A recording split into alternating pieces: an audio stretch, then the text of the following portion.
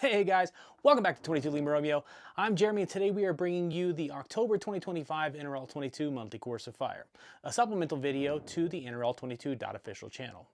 This Course of Fire was brought to us by Darron DeBoer. Darron did a really good job this month about kind of toning down the difficulty a little bit and making it a more newcomer friendly Course of Fire. So that being said, I'd like to apologize for the lack of a video on the 22 Lima Romeo channel last month. As some of you know, some of you guys know me personally, I'm an I&E technician, I am a husband, I'm a father of 5, and I've got a lot of stuff between shooting matches, producing videos, going to work, working 50 hours a week, taking care of the husband duties, taking care of the dad duties, and traveling occasionally for work and for family obligations. So I do apologize about not getting that video out. We didn't have enough time to kind of wrap it up and get it out in, finish the production so that it would be useful to you guys last month. So we just kind of scrapped it and wanted to start fresh for October. Speaking of starting fresh for October, we're going to be starting a YouTube Premium subscription on this channel. October will be the last month that we produce a video in this format for free. However, we're keeping the membership very, very reasonable because we really do like to see that your scores are improving throughout the year, and we really do enjoy meeting you guys at the National Championship. What really fuels my fire is knowing that the work that we've done on this channel has helped you succeed in your shooting career and got you to the championship at the end of the season.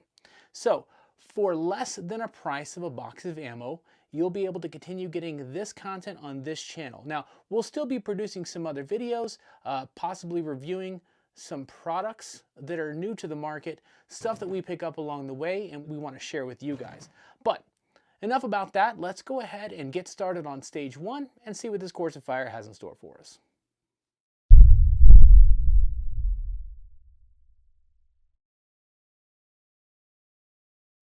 All right, guys, for this stage, I think for the gear, I'm going to choose 2 bags. I'm going to do the Wee Bad Fortune Cookie and the Armageddon Gear pint size, except the sticky pint size. And the reason why I'm not using the Schmedium is because, unfortunately, my Armageddon Gear Schmedium has got a big hole in the side of it because of use, and it's puking silica sand out all over the place, so I've got to use a different bag. I'm going to have my optic set at 15 power. This stage is going to require quite a bit of movement between these 2 barrels, so I think a well-written dope card is going to be one of those components of this stage that's really going to be important in order to do well. I think if you try to remember the sequence in this, it's going to get you tripped up. So having a dope card to refer to, I think, is going to be one of the important elements to this stage. Let's go ahead and shoot this thing and see how it goes. Understand the Course of Fire? I do. Good to load and make ready.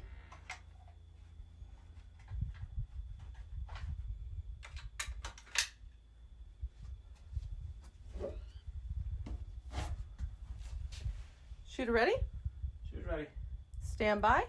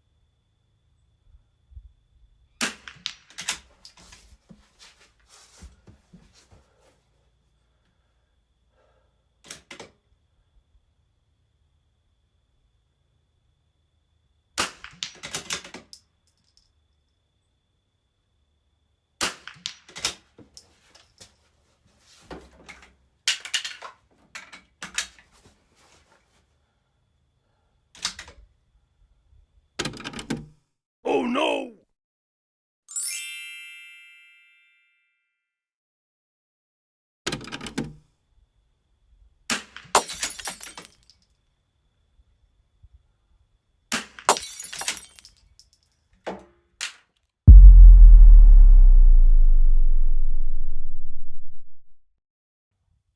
All right, so what went right, what went wrong?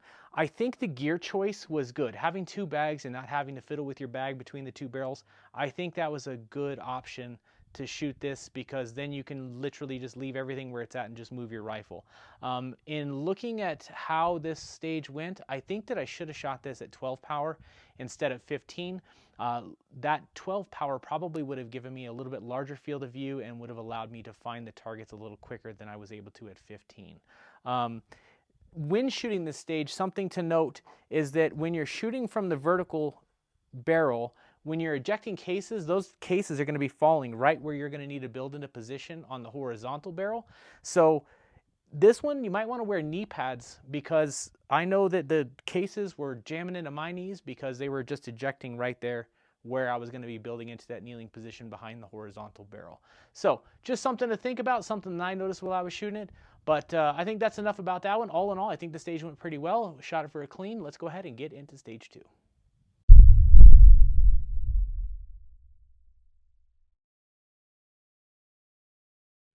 All right, guys, for stage 2 for my gear, I'm going to have my optic set at 16 power. I'm going to be dialed down 0.1 for the 40-yard engagement on the KYL rack. For my bags, I'm going to be using the Weebad fortune cookie again, because, well, you guys know the story about the Armageddon gear. The way I'm going to shoot this is I'm going to start on 2, and then I'm going to go to rung 3, and then I'm going to go back to rung 2, and then I'm going to shoot the smallest KYL from a prone position on rung 1, and then I should be able to quickly move over and shoot those last 2 shots from a bipod supported prone position on the large and the smallest KYL. That's the game plan. Let's go ahead and employ it and see how it works out. Understand the course of fire? I do. Good to load and make ready.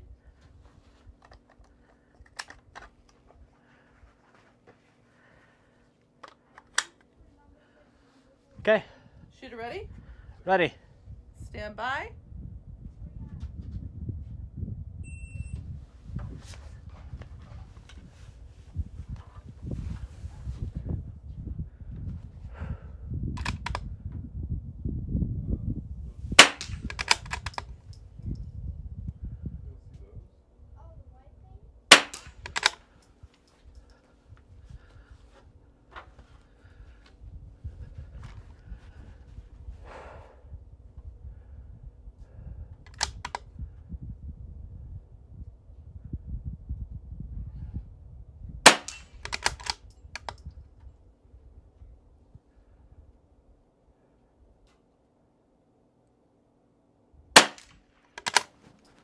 I think I saw that wiggle.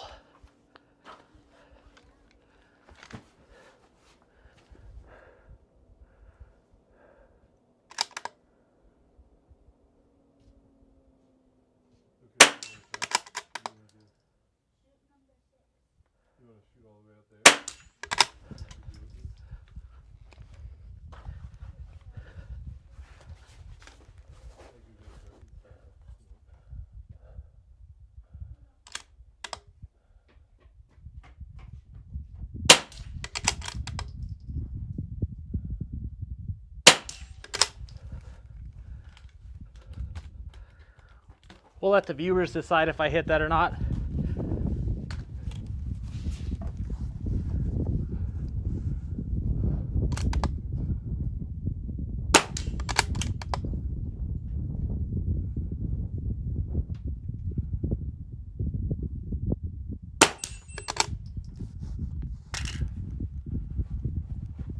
Might have to do an instant replay on that that 3/4 inch.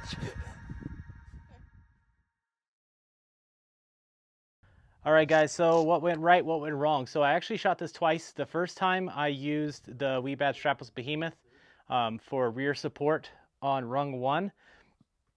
And then I think I had a malfunction where it counted a magazine change as a shot. So we redid the stage. And the second time I decided to do it without the strapless behemoth and just to single bag this. I felt like all the positions were pretty good except for rung 3.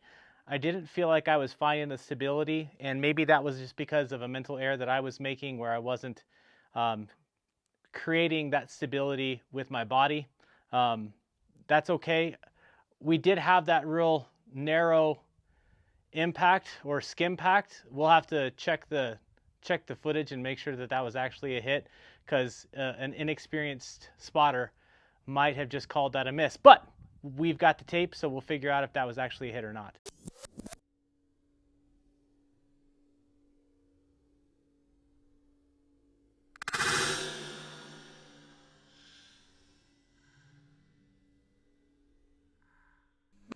Other than that, the magnification I felt was really good. 16 power gave me the clarity necessary to see where I was hitting those KYLs, and the parallax setting was perfect. I ended up, the first time I shot this, I was dialed down 0.1.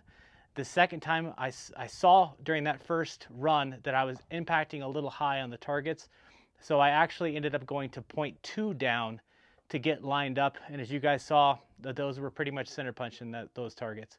So that one wasn't bad. If anything, I dropped one. Let's go ahead and get into stage 3.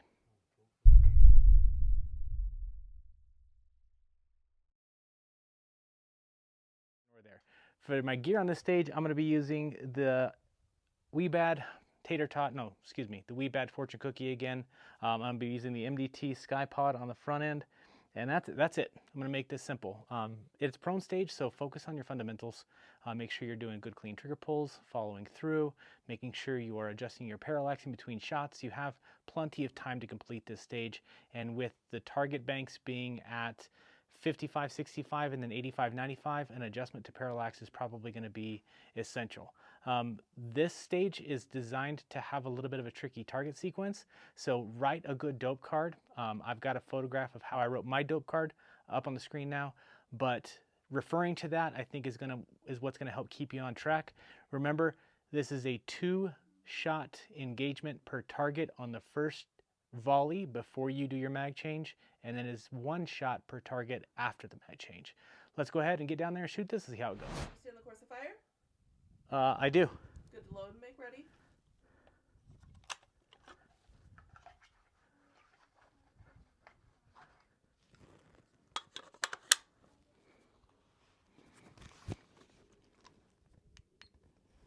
Gotta press record on that. Shooter ready? Shooter's ready. Stand by.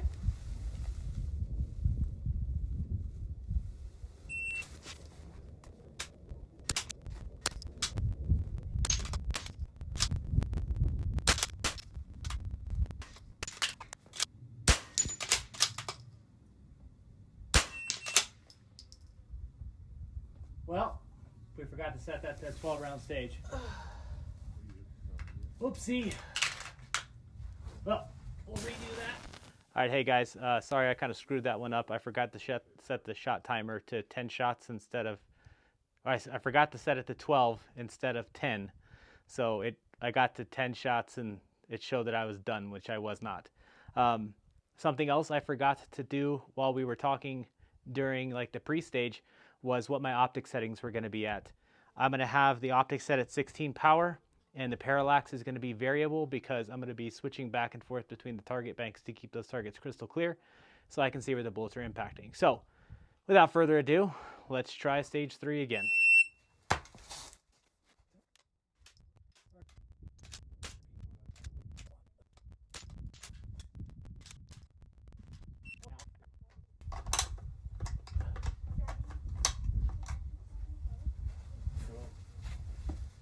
You know what I forgot to do?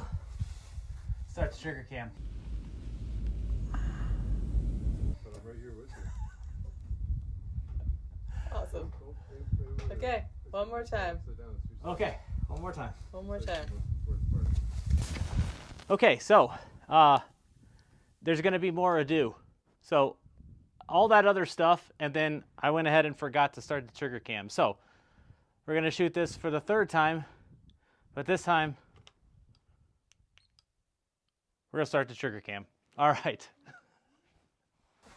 Do you understand the course of fire, sir? I understand the course of fire. Good to load and make ready. All right.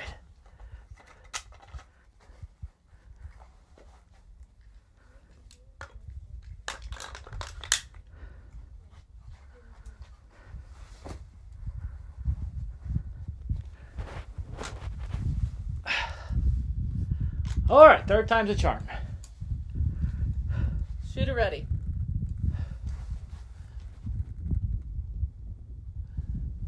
Yes. Stand by.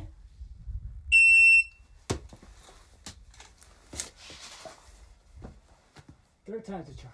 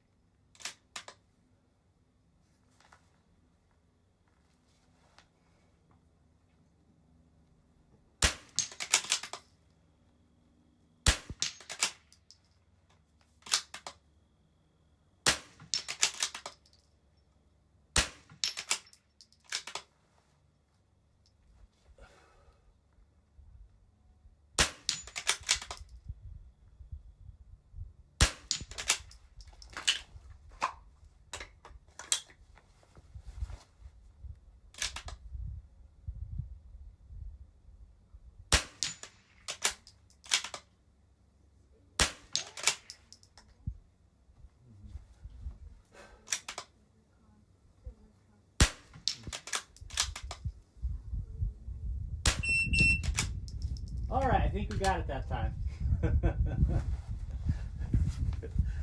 Jeez Louise.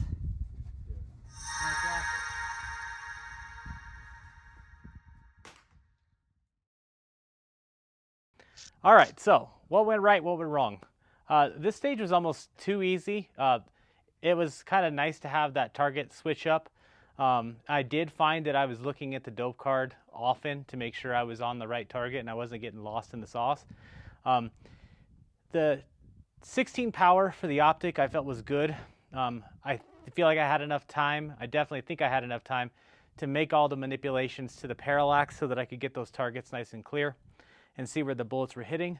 After I stopped making mistakes with all the gear, I mean, every time I shot that, all 3 times, it was clean.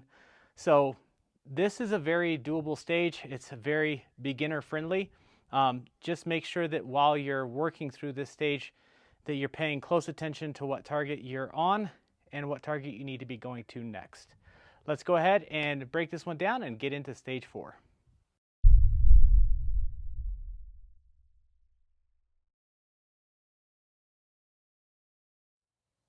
All right, so gear settings for stage 4. I think I'm gonna have the optic set at about 15 power. The parallax is gonna be dialed right there for 65 yards to keep that target nice and crispy. I'm gonna be using the Wee Bad Fortune Cookie again. I'm also gonna be using the MDT Sky Pod. The goal here is I'm gonna move down the rooftop and then transition over to the shelf. And then my last position is gonna be on top of the sawhorse. Some people might want to shoot the top of the sawhorse first, but I'm going to shoot the top of the sawhorse last because I feel like that's going to be a little demoralizing. So I'd rather take those last 2 shots to be demoralized then instead of right at the beginning, which could set me up for, you know, mental errors because of those first 2 shots being sucky. So I'm going to shoot stable first, wobbly last. If you'll notice that I've got the MDT Sky Pod, the legs, the left leg is all the way out to the left and the right leg is at the tallest position that it can be in. That should give me a lot of force down onto the carpet of our rooftop and should help keep that bipod from sliding around while I'm shooting this stage. We've got the target set up. Let's shoot this one, see how it goes. Shooter ready? Shooter's ready. Stand by.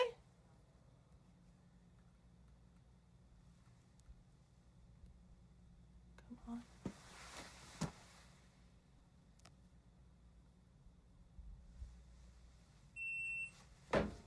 Boy, that took a while. Yeah, it did.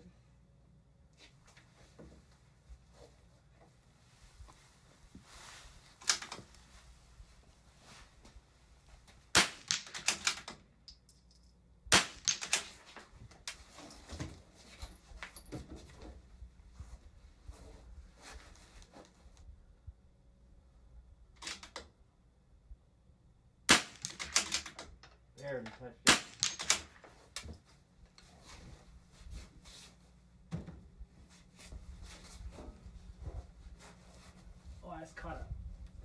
case in the knee.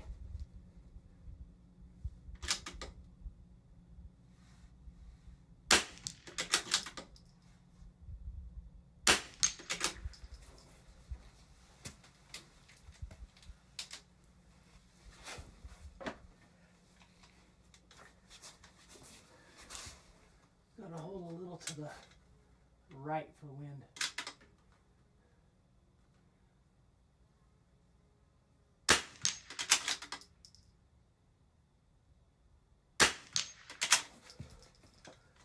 Let me move this up.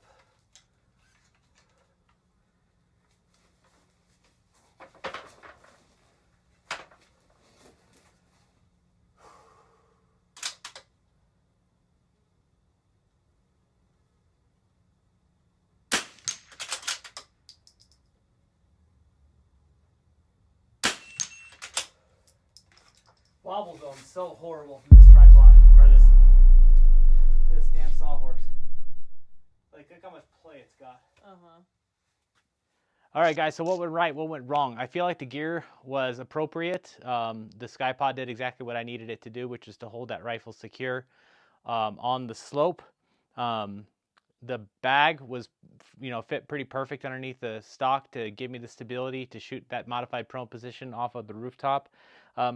Something worth noting is that you're going to kind of need to move fast through the rooftop so that you can take your time if you have, a wobbly sawhorse like we do. You're going to want to take your time and try to minimize your wobble zone from the top of that sawhorse. That is one of the most unstable barricades that we shoot off of in this league. So taking your time, giving yourself the time to minimize that wobble zone, I think is going to be imperative on this stage. The parallax was good. Optic settings, good. Gear choice was good. I did shoot this twice. I timed out the first time because I'm trying to be super aware of the fact that if I make any real loud noises on any of the barricades, the shot timer will pick that up as a shot, and that will end up screwing me up and making me repeat the stage anyway. So in being slow and methodical and trying not to set that thing off, I ended up timing out on the first time I tried this. Luckily, we were able to do it again, completed under time, no problem. So move fast so that you can go slow. Let's go ahead and set up stage 5 and see how this one goes.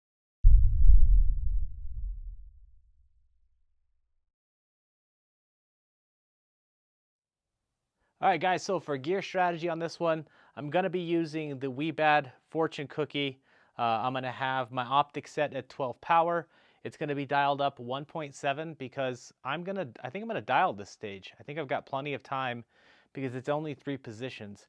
I do have a dope card written that I will be referring to, I think, but I don't know if it's really going to be necessary.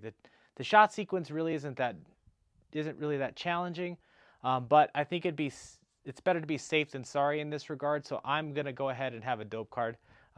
Here on the screen is what I'll be reviewing while I'm shooting the stage. This one, because I'm dialing, I think that it's going to help me kind of keep track of where I'm at, where I'm going. There's not a lot of movement, but shooting off the tripod can be a little tricky. So if this is something that you want to do well at while you're at your match, definitely take a tripod and practice this at home.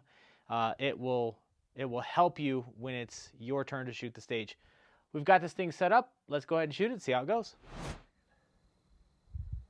Understand the course of fire? I do. Good to load and make ready?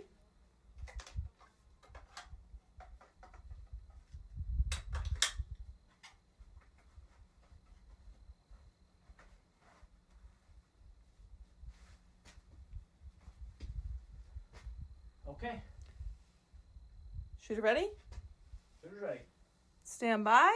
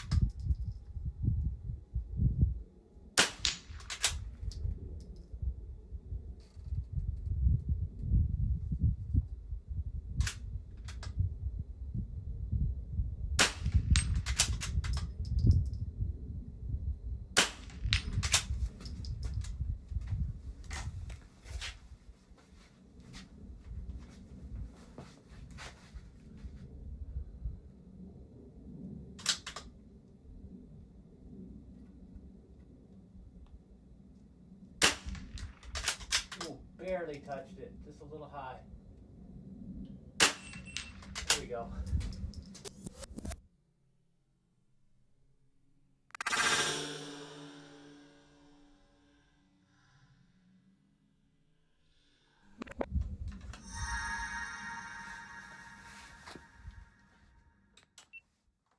All right, guys, so what went right, what went wrong? I feel like that stage was actually, that came together pretty well. Like I figured, I had plenty of time to dial the elevations. There was really nothing that slowed me down in that regard. I did notice, though, when I was shooting that 50-yard target, well, I impacted high. So it looks like my zero may have shifted throughout the day. I know when we zeroed this rifle, it was first thing this morning for a match. And it looks like as the temperatures come up throughout the day, my zero has come up as well. This stage is really not too terribly bad. I mean, we've got a lot of experience shooting off of the tank trap, and in a lot of regards, shooting off the tripod is very similar to shooting off the tank trap. It's the same basic position. You're going to splay your legs out, build into a nice wide base as you build into position on your tripod. You do need to shoot 6 shots from that tripod, so if you keep it in your mind that it's just going to be just like shooting off of the tip of the tank trap, this thing shouldn't be too terribly bad. And if you've done the work to balance your rifle, you'll find that your rifle is actually very stable sitting on top of a tripod. The optic settings worked out real well. Adjusting the parallax was the right call so that I could see those impacts on that near target. I did have that one skim packed on the far target on the left shooting from the tripod. That was probably a result of the change in my zero. So that was probably a 1.5 instead of a 1.7 because I'm about 2/10 high from my original zero this morning. Solid course of fire, Mr. DeBoer. Very appreciative of the time you take to put that together. We're going to go ahead and pack this one up and get out of here, but thank you guys for watching. All right, guys, well, that is a wrap for the October 2025 NRL 22 monthly course of fire. That one was relatively easy. Unfortunately, I got a little confused because my dope card was wrong on stage 1, but all in all, that was a pretty simple course of fire. Definitely one to bring your newcomer friends to, or if you've got a buddy who is interested in NRL 22, this would be a really good match to bring them out to. Thank you guys for being here. We really do appreciate you tuning in. If you haven't already, be sure to reach down there, click that like button, subscribe to the channel if you haven't already. And if you have one of those new buddies who's getting into the sport, be sure to share this video with them. Or don't if you don't want to see them improve. I don't know what to tell you. I mean, not everybody is rooting for everybody else. So with that, we're going to go ahead and wrap this one up. We hope to see you here next month. But thanks again, and we hope to see you out on the range.